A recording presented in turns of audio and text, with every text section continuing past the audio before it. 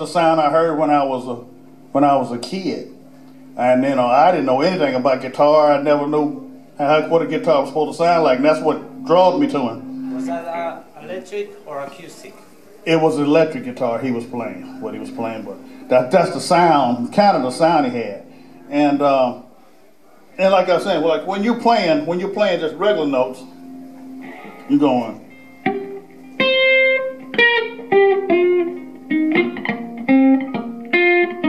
You're picking them. See, when you slide, you're not really picking. It's more of a feel. See, if I go, when you slide, you go.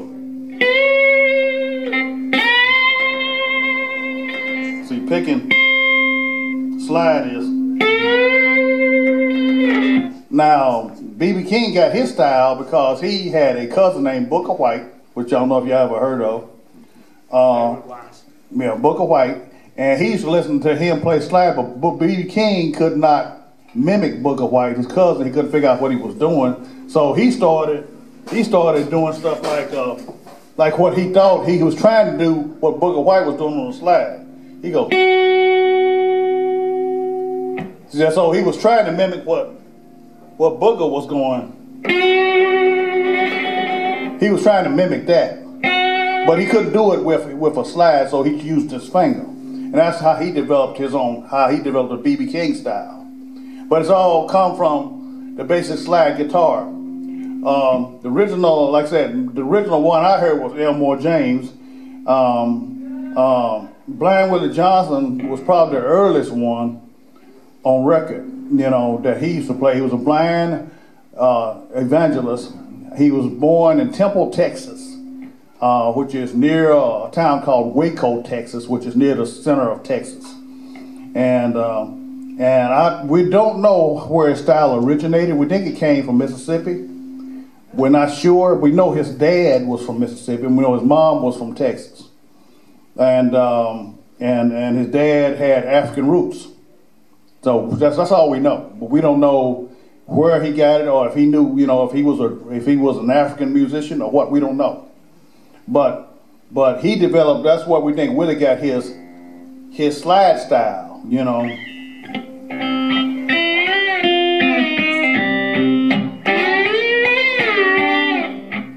trying to go real slow for you, right quick. It's going.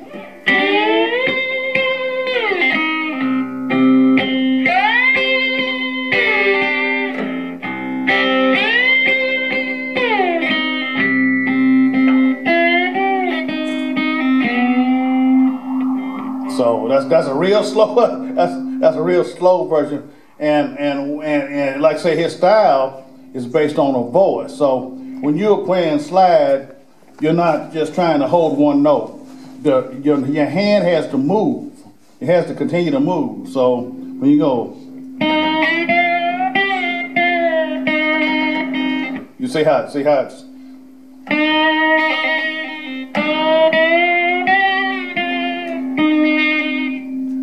Because when you talk, there's a vibration in your vocal cords. That's what causes your words to come out.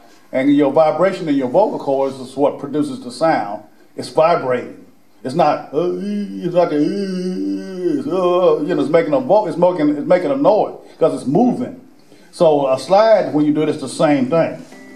So let me speed it up just a little bit for you.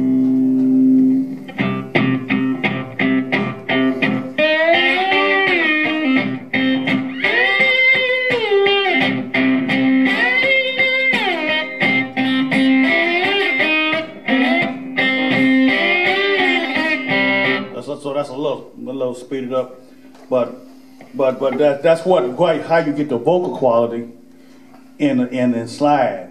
And see, and then there's other people like Robert in Mississippi. You had Fred McDowell. You had people like Robert Johnson, which were Elmore James, which is where Elmore James got his sound,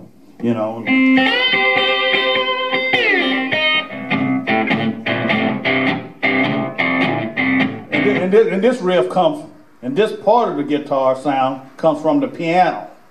It doesn't come from the guitar because people used to play warehouse piano players. They had The bass going on one side, and then the left hand doing the bass and the right hand doing the treble.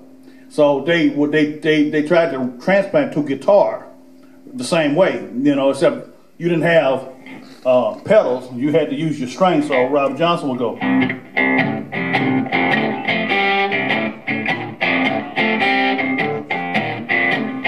So he was replicating.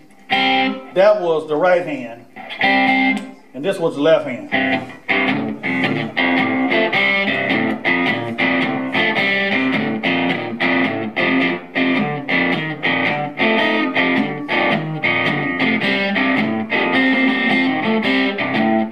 Okay, that came from piano. A lot of people don't know that. People think that they just came out. No, it came from playing piano. So they just transplanted what they was doing on the piano to the guitar.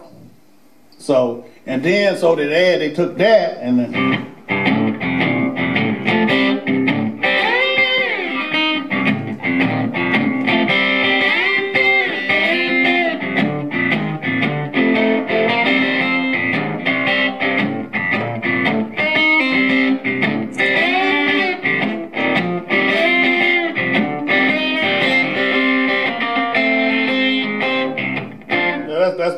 That's basically what the Mississippi Robert Johnson basic slide version like this. I know it's kind of complicated, so because that's why I'm trying to break it in pieces for you. You know, so you got this part. You got.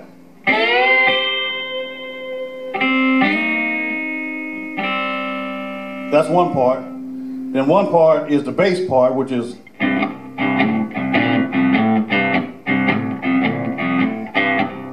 And that's called.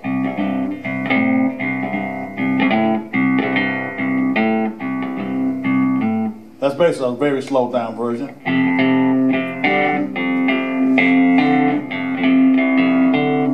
And speed it up, it sounds.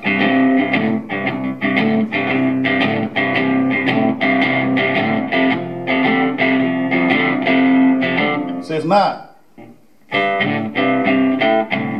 No, you got the. It's what it's got, and this is where I've always said the blues is African melody, it's African based because it's based on rhythm, the drum. You can hear when the early blues were playing, they were playing their guitars like they were playing drums.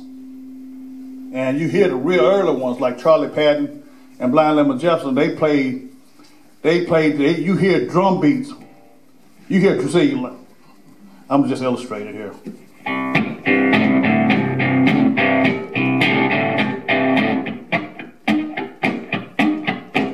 That's a drum. I'm playing a drum. You know, that's a drum beat. And a lot of people don't understand. That's part of what the blues is. It's a drum beat in the notes. So.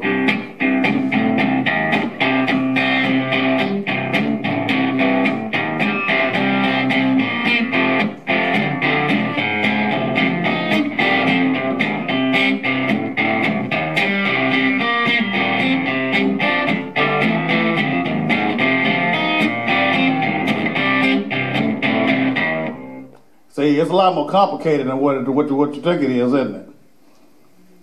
I mean, it's a lot of parts to it. Does it make sense? Is that? I mean, and you go back to Book of White. Book of White, yeah. And you go back to him. Mm-hmm. So his style was kind of like this.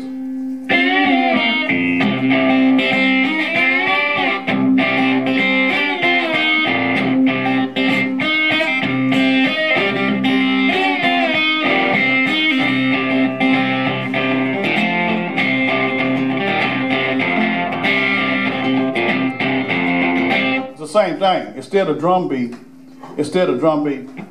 How I learned it when I was listening to these guys when I was first learning. I went all the way back to Charlie Patton. Anybody ever heard of Charlie Patton? Sure. Yeah. He is called the father of Mississippi Delta blues.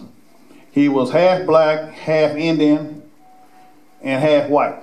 He was like mixed. He was all mixed, but they called him, they called him black, but he was mixed.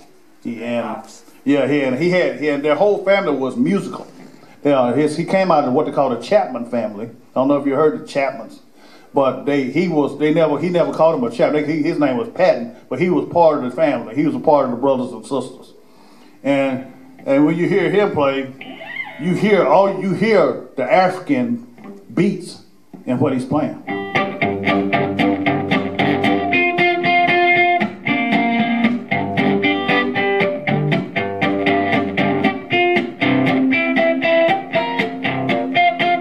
So you hear stuff when you hear this.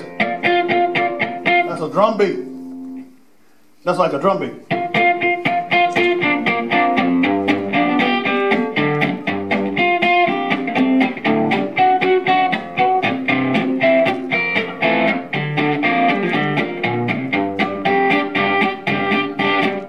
You hear the beat? You hear the drum beat in it? Yeah. Because when you take the drum beat out of the song, it's like you don't hear it, you don't feel nothing. Because the drum beat ain't in there. So you got to put the drum beat as a beat.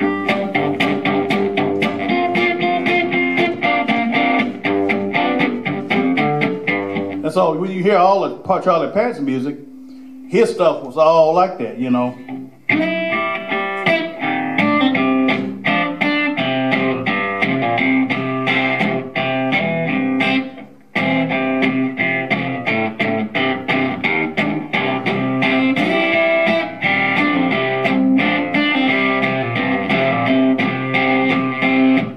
I mean, it's really, technically, it's not really that hard because the notes are just,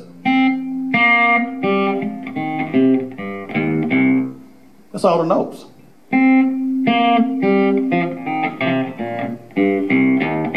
You know, so that it's not, but it's the mixing of the beats and the notes is what gives you the sound of Delta blues. You know, and see, and you can vary those things. You can get different timbres out of the same notes. Like you heard of Jimmy Reed?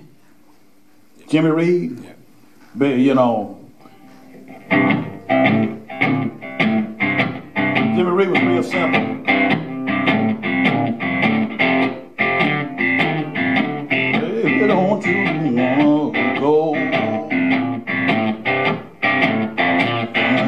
California, feel my sweet home, Chicago. So most of Jimmy Reed's song was just basic. You got me running, you got me hiding, you got me running, you got me hiding, baby. Any way you want, let it roll. Yeah.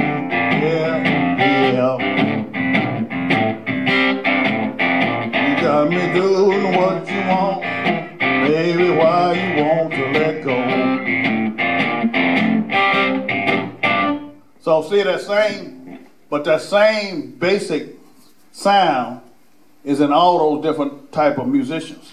You know, they had different styles, different types of songs, but you hear that basic African drum beat in all of it. It's even in rap. If you listen to rap and hip hop, it's still there. You hear that African drum beat in there. It's been there. It's not going nowhere either, because that's part of it. You know. So if you, that's the one thing I have tried to teach people when I taught them to play blues. If you really want to sound like a person that knows how to play blues, you have to have the African connection, because it came out of Africa with us when we were imported as slaves. And it carried on into the sharecropper, and that sound never left. You know what it had, it got mixed up with other stuff. You know, like Mississippi, like especially down in New Orleans, it's a lot of French influence, because New Orleans, a lot of the plantation owners were French, and so their culture and their sound was French and part Spanish. Also, a lot of Spanish people were in New Orleans. And more in Texas. There was more Spanish influence in Texas than it was in New Orleans, but it was a lot in Louisiana. But a lot of it's in Texas. So you hear more of a flamingo sound Is that right, I guess? It's more flamingo sound mixed in with the blues in Texas blues. You know, like the Lightning Hopkins.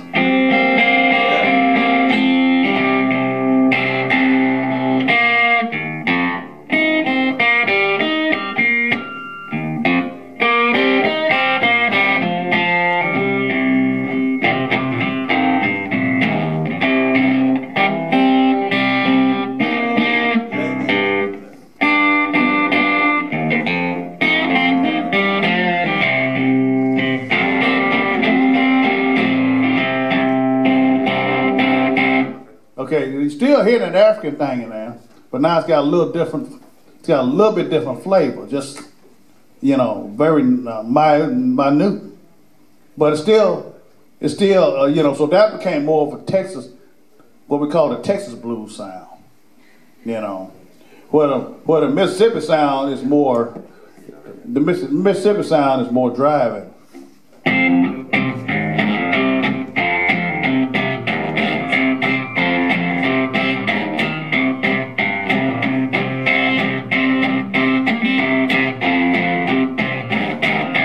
You see, it's the next, but it's just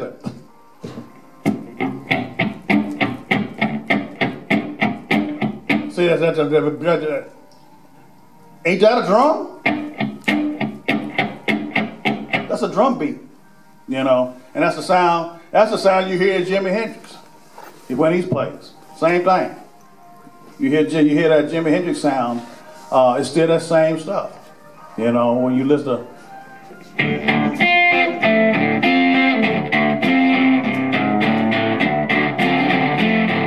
Same thing, Fox Lady, same thing. You know, it's part of the music. Any questions so far? What tuning are you in? I'm actually tuned low because I sang I tuned the standard, but when my vocals, as I've gotten older, my voice gets lower. So I just tune my guitar down to my voice. You know, there's no rules. You can tune the guitar to whatever you want to tune it to. You tune it to whatever you. Some of the early guys, they would just tune it. They would just hum, and they tune it to what they was humming to. Skip James. Skip James, a lot of them. Robert Johnson, John Lee Hooker. You know, they used to just. But you could do the same thing without in a standard tuning. So you're in standard tuning, just lower. Just lower, yeah. So this is like a Hooker sound.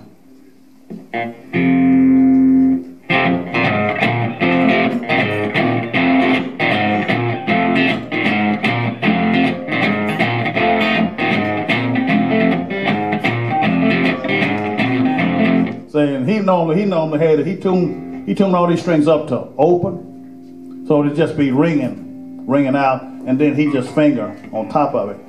And more modern era, R.L. Burnside used to do the same thing. It's tuned to like an open G, and it's easier because you less the finger. But I don't teach people to do it that way because I feel if you're gonna play guitar, you need to know how to play all the chords in standard. Just like if you picked up a book and somebody said the E chord, you need to know what an E chord looks like. You know, because when you put it in the open tuning, you base the E chords, the chords already made for you. So, and I don't know why everybody wants to teach open tunings. The reason why it was open tuning is because the old musicians didn't know what a standard tuning was. So they picked up a guitar and they just tuned it to whatever their voice was. They didn't know they didn't know what's an E minor 7. They didn't know what that was. You asked Robert Johnson what E minor 7 was, he would say, "What you talking about?" He wouldn't know. He would know. He was taught and learned a certain way to tune the guitar, and he heard it, and that was what was in his head. You know, I'm pretty sure. If you go all the way back to Africa, it's the same thing. You know, it's the same thing. You know, that people just teach. So you had let's see what else I was going to say. I said that's like I said. These are the basic, what I call the basic. Now I'm not an expert in and what some of the other styles, like Piedmont blues, is out of the eastern coast of America, in North Carolina, South Carolina, and Georgia. Etta James. Etta James. No. Piedmont Blues. No, Piedmont blues. Let's see. You ever heard of a person named Blind Blake? Yeah. Okay, Blind Blake. It's very ragtime. It's very ragtime.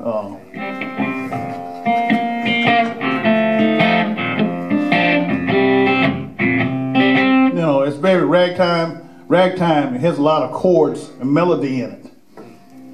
That's what they call Piedmont blues, and it was influenced by a lot of the Creole players. Because I don't know if you know. I don't know if you know history of Creoles. Creoles were a mixture of French, Indians, and blacks, and they're mostly descendants of French plantation owners. And the Frenchmen would educate all their children, regardless of whether they were white or black. So Creoles would be sent to school, and they would learn. They would be educated, So they would send them to music school, and they would learn harmony and melody and Bach and Beethoven and Mozart. And so that particular mixture of knowledge and music, they would mix it back into their own culture, and that kind of created another sound. That's kind of where jazz was born. That's how you come up with jazz. What about Lead Belly? Lead Belly. Lead Belly, yeah. Now Lead Belly was he's from my part. He's from Texas, and again, like I'm saying, Texas has a lot of flamenco, Spanish, blues, and other things mixed in. Like this is one song of Lead Belly.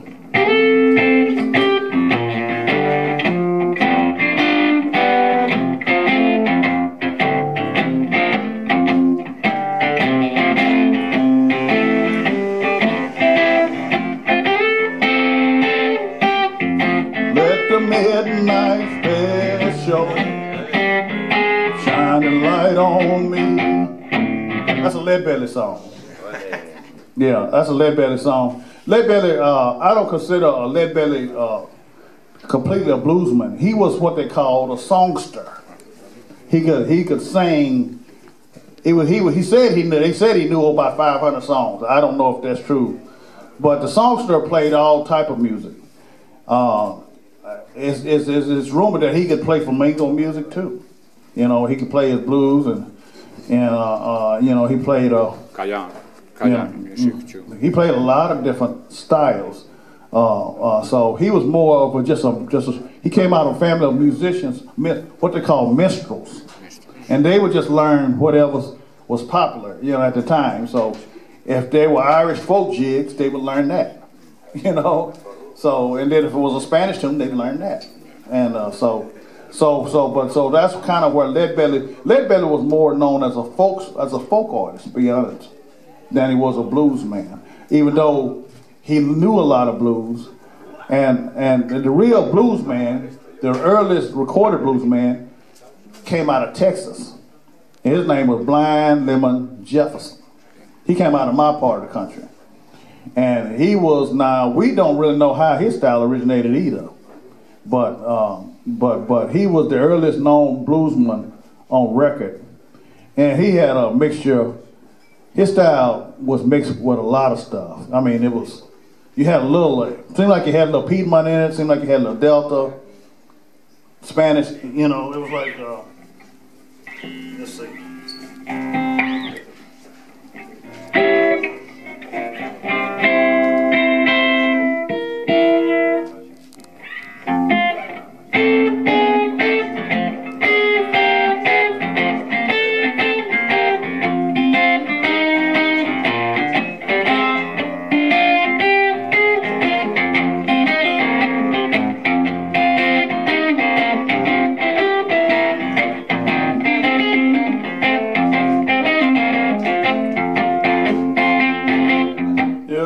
It was just a mixture of a lot of things he did,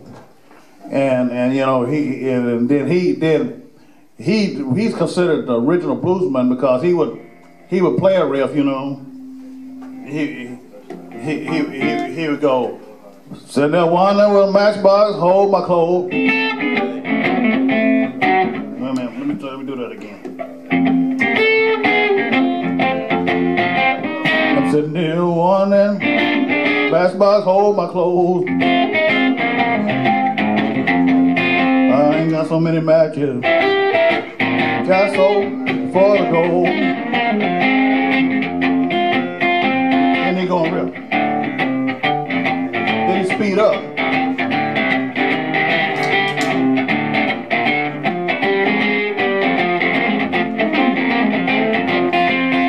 You know, he go on a little runs. Then he go back into his field holler, and he was really the first one on record that was doing that. So he was considered the first ones that was recorded, and a lot of the basic blues came out of pieces and parts of his stuff, pieces and parts, like this particular song.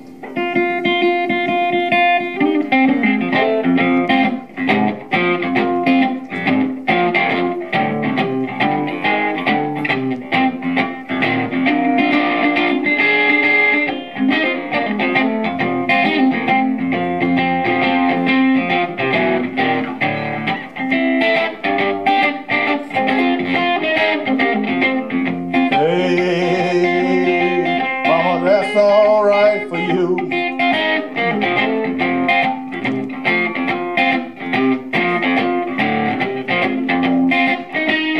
Hey, mama, that's all right for you.